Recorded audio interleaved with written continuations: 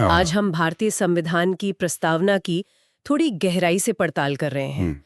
हमारे पास जो नोट्स हैं वो भारतीय संविधान की प्रस्तावना एक संक्षिप्त परिचय पर आधारित है। अक्सर सुनने में आता है संविधान की आत्मा या कुंजी, काफी भारी शब्द हैं ये। तो देखते हैं कि इसमें ऐसा क्या खास है और हमारे लिए इसके असल मायने क्या है। हाँ बिल्कुल, आत्मा और कुंजी ये शब्द इसके महत्व को दर्शाते हैं। इसकी शुरुआत अगर देखें तो 13 दिसंबर 1946 को हुई थी, जब पंडित नेहरू ने वो उद्देश्य प्रस्ताव रखा था। जी हाँ, ऑब्जेक्टिव रेजोल्यूशन। और फिर उसे संविधान सभा ने 22 जनवरी 1947 को अपना लिया और वही आगे चलकर हमारी प्रस्तावना का मतलब आधार बना, नींव कह सकते हैं। तो ये सिर्फ एक शुरुआत नहीं थी, बल्कि ये आजाद भारत के सपनों का एक तरह से पहला खाका था। सही कहा।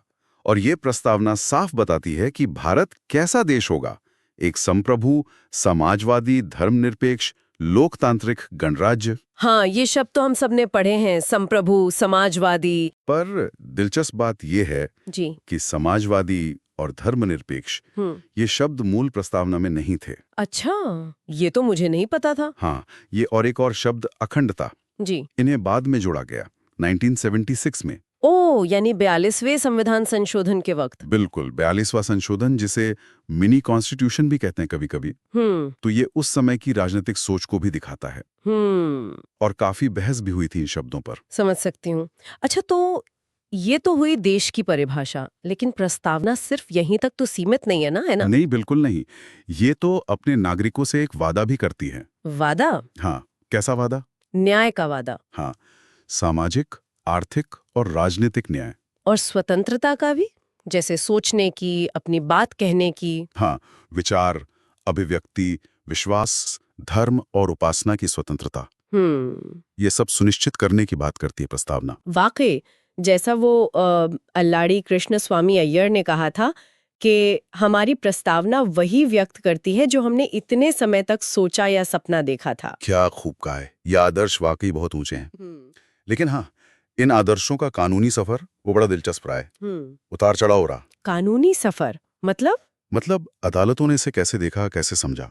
आपको पता है 1960s में केस था बेरूबारी यूनियन मामला। हाँ, सुना है। हाँ, उसमें सुप्रीम कोर्ट ने कहा था कि प्रस्तावना संविधान का हिस्सा है ही नहीं। क्या सच में हिस्सा ही माना? हाँ, उस वक्त यही माना गया। तो फिर ये संविधान का अभिन्न अंग कैसे बन गई? ये बदलाव कब और कैसे आया? ये बड़ा बदलाव आया 1973 में, एक बहुत ही ऐतिहासिक केस से। केशवानंद भारती मामला। बिल्कुल सही, केशवानंद भारती बनाम केरल राज्य। इस केस ने सब कुछ बदल दिया।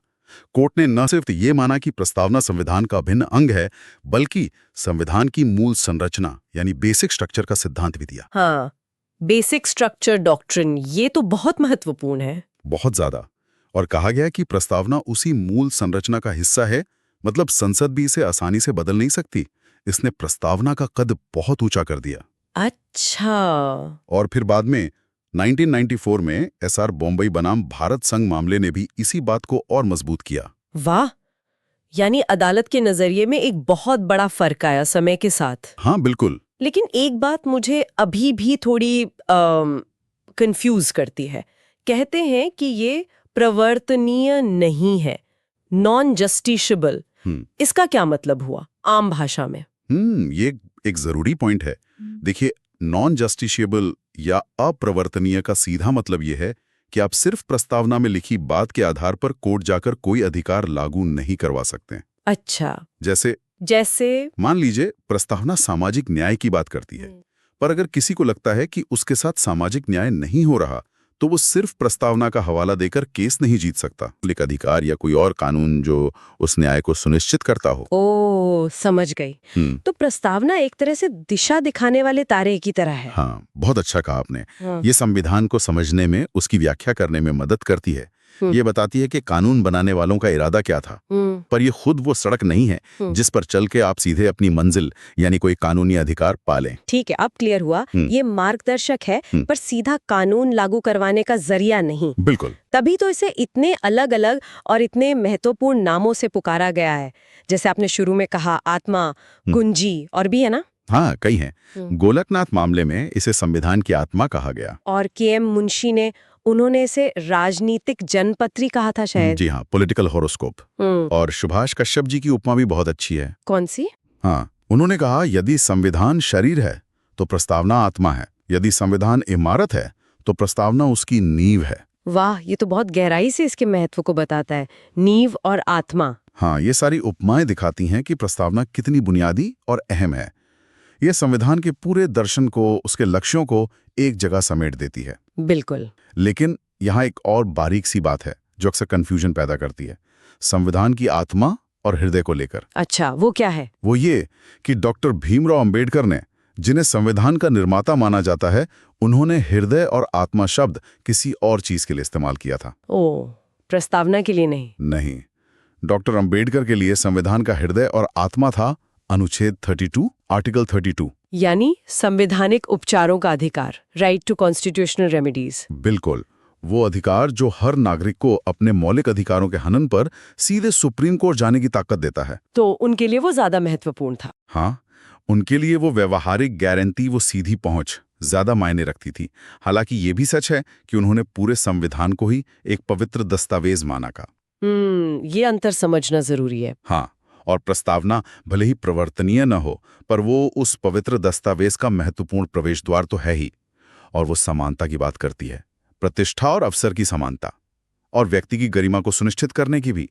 तो अगर हम इसे समेटें तो कह सकते हैं कि प्रस्तावना हमारे संविधान के महान आदर्शों और आकांक्षाओं का सार है। हाँ, न्याय, स्वतंत्रता, समानता और बंधुत्व, इन सब की घोषणा है। ये सिर्फ शब्द नहीं लगते, बल्कि एक राष्ट्र के रूप में हमारे सामूहिक वादे हैं, है ना? बिल्कुल। और यहीं पर ये सारी चर्चा हमें एक अहम सवाल पर लाकर छोड़ती है। क्या सवाल? यही कि अगर प्रस्तावना सीधे अदालत में लागू नहीं हो सकती, तो फिर ये असल जिंदगी में, मतलब शासन चलाने के तरीकों पर और हम नागरिकों के जीवन पर कैसे और कितना असर डालती है। इसका असली महत्व क्या सिर्फ प्रतीकात्मक है या फिर उससे कहीं ज्यादा गहरा है? सोचने वाली बात है।